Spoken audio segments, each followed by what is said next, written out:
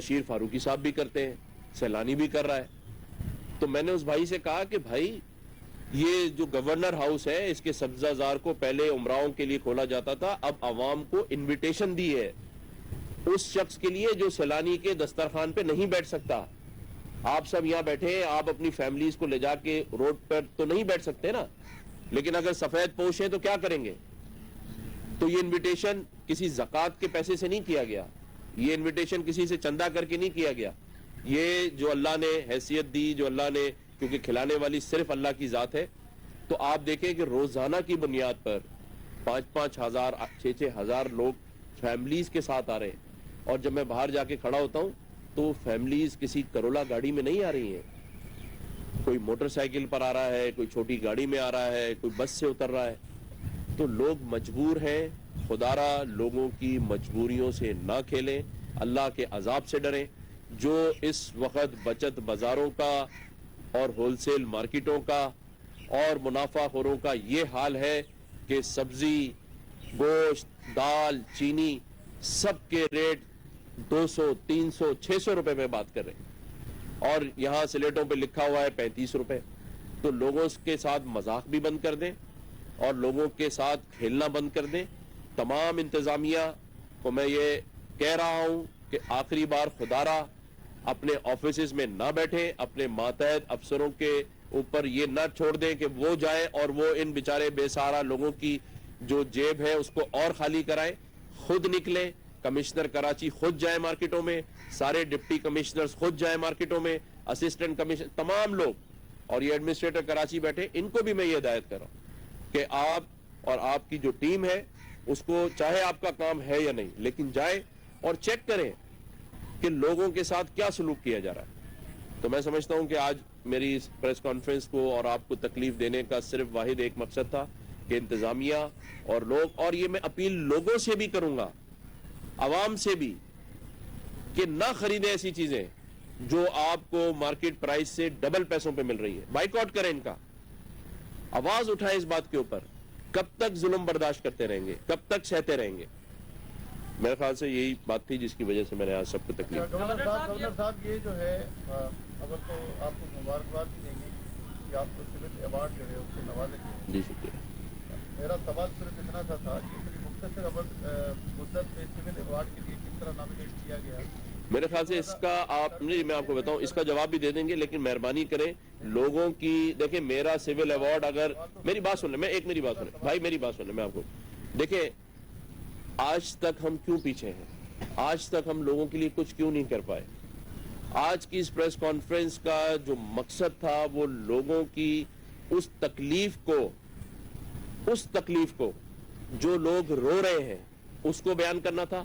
لیکن اگر آپ مجھ سے پوچھ رہے ہیں تو یہ بھی سن لیں کہ آج سے 5 سال پہلے میرا نام گیا سول ایوارڈ کے لیے, کیونکہ اس پاکستان کے اندر مجھے ہائیسٹ فارن ایکسچینج لانے پر golden son of Pakistan general Musharraf نے دیا. 3 دفعہ مجھے سوشل اینڈ ویلفیئر پر پریزیڈنٹ پاکستان کے جتنے رہے انہوں نے ایوارڈ دیا. اس کے بعد 9 دفعہ مجھے بزنس مین جو ایکسپورٹ ٹرافی ہوتی ہے ٹریڈ کی وہ مجھے ملی. اور اس کے ساتھ ساتھ پاکستان کے اندر جتنے پہلا آئیڈیاز جو ایکسپو لگی اس کا میں اسپانسر تھا, پاکستان کے پہلے سیف گیمز کا میں اسپانسر تھا, پاکستان کے پہلے اسکواش ورلڈ اسکواش چیمپئن کا میں اسپانسر تھا. اور اس کے علاوہ جتنے یہاں کراچی میں مخیر ادارے ہیں آپ ان سے جا کے پوچھ سکتے ہیں. بات صرف اتنی ہے کہ میں یہ چاہتا ہوں کہ ہم مختلف باتوں کو کرنے کے بجائے لوگوں کو فوکس کریں. یہ کوئی معنی نہیں رکھتی چیز, معنی رکھتا ہے لوگوں کی, عوام کی خدمت. اور آپ یہ بات کرتے ہیں, جو لوگ لکھتے ہیں اس باتوں کے اوپر کہ دسترخوان تو سیلانی کے باہر بھی ہے, تو بھائی پاکستان کی تاریخ کے اندر کس نے گورنر ہاؤس کے دروازے کھولے ہیں جہاں سیکیورٹی کے نام پر لوگوں کو باہر کھڑا کر دیا جاتا ہے, جہاں حکمران اس بات سے ڈرتے ہیں کہ کہیں انہیں کچھ نہ ہو جائے. آج سیکیورٹی ہائی الرٹ نکلے ہوئے, اس کے باوجود میں گورنر ہاؤس کے باہر دروازوں پہ کھڑے کر کے لوگوں کا استقبال کر رہا ہوں. کل 5:15 سے لے کے 6:45 بجے تک میں لوگوں کے درمیان میں تھا. ایمپریس مارکیٹ کا دورہ کرنا یا روزانہ کی بنیاد پہ دورہ کرنا, اس چیز کو دیکھیں کہ اس کا مقصد کیا ہے. اور اگر آپ کو لگتا ہے کہ یہ ایک اچھا مقصد ہے, لوگوں کی اس میں بھلائی ہو سکتی ہے, تو ساتھ دیں. गवर्नर साहब ये बताइएगा कि गवर्नर साहब बहुत ही कुछ टाइम बाद है जहाँ महंगाई का एहसास मुल्क के इदारों को नहीं है, आपने एहसास करते हुए इस बात को जाहिर कर रहे हैं कि आवाम वेट कर रहे हैं। वज़ीर आला सिंध के तमाम तर मातहत हैं ये इदारे, कभी इनके खिलाफ कोई कार्रवाई होती भी हमें नजर नहीं आई आज तक, किसी भी ADC या मुतल्लिक़ा इदारे के खिलाफ कार्रवाई नहीं। वज़ीर आला सिंध से कहेंगे कि आप गुजारा उठ के ना सुन रहे हैं और इनके सारे मामला। अच्छा गवर्नर साहब इसके साथ ये कर रहे हैं प्लीज, आप कराची में कर रहे हैं, इंटीरियर से में एक बार आप गए थे जो है वो कुछ इमदाद तकसीम करने, लेकिन 7 जहाँ पर आपको जो है वो आपके अहम रहनुमा है पार्टी के मुस्तफ़ा कमाल साहब ने ये बात मंजर आम पर लाई कि आपको CM साहब ने फ़ोन करके अपने हल्के में जाने से रोका, तो क्या समझते हैं आप पूरे सिंध के गवर्नर हैं, लेकिन वो क्या वजूहत है जिसकी वजह से जो है वो वज़ीर आला सिंध को आप जो है वो फ़ोन करना पड़ा और अपने हल्के में जाने से रोका? नहीं, ऐसी बात नहीं है, मैं इसको तस्दीक कर दूं। जब सैलाब के बाद सर्दियां थी तो मुझे सैलानी साहब ने फ़ोन करके ये कहा था कि आप चल के मेरे साथ इमदाद बांट दें।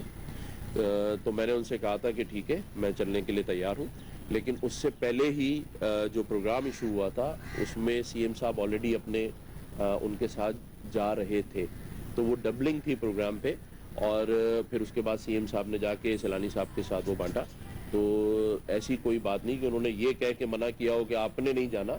उसके बाद मैं 3 दफ़ा उनके इलाके में गया हूँ, सैलानी साहब के साथ गया हूँ, और हमने वहाँ टेंट सिटी का भी इफ्तिदा किया, हमने वहाँ पे RO प्लांट का भी इफ्तिदा किया। तो मैं समझता हूँ शायद जिस हवाले से आप बात कर रहे हैं वो कोई मिसअंडरस्टैंडिंग है, इस तरह की कोई बात नहीं। गवर्नर साहब ये बताइएगा कि गवर्नर साहब ये बचत बाजारों का आपने हवाला दिया, कल जो इत्तलात है मीडिया ने रिपोर्ट किया बचत बाजार खाली पड़े हुए हैं, वहाँ रमजान की नहीं जिंदगियाँ हैं वो बचत बाजारों में दस्तयाब ही नहीं है। एक ये सवाल है जिसका आपने खुद जिक्र किया ऊपर से, पहले यहाँ सब्जी मंडी से ही चीज़ें महंगी आती हैं, तो इसके चयन करने वाले लोग ये शिकायत करते हैं कि हमें सब्जी मंडी से महंगी मिलती है। तो ये एक मैकेनिज्म होना चाहिए कि ऊपर की क्या जो ख्याल है उसको सामने रख के अगर रेट लिस्ट बनाए जाएँ, और दुकानदार और बाकी सेलर्स कहते हैं, होल सेलर्स कहते हैं हमें तो एतबार में ही नहीं दिया जाता कि रेट लिस्ट बनाया जाता है, उनको पता ही नहीं होता। कमिश्नर अपनी मदद से बना देता है, उस पर अमल कर ही नहीं सकते, जितनी सज़ा लेनी है देने हम अमल नहीं करेंगे, बिल्कुल खुलेआम ये बात करते हैं, कैसे हल होगा? देखिए, आपकी जो बात है और जो कमिश्नर कराची एक नेक नियत आदमी है, उनको हमने बुलाया था। देखिए, बात सिर्फ ये है कि जो रेट्स हैं वो तो बना लिए गए, अब इशू ये है कि उस पर इम्प्लीमेंट कराना है। बात ये नहीं है कि उन्होंने ये नहीं चाहा होगा कि लोगों को रिलीफ मिले, कमिश्नर ने ये नहीं चाहा होगा कि महंगा मिले, असल बात ये है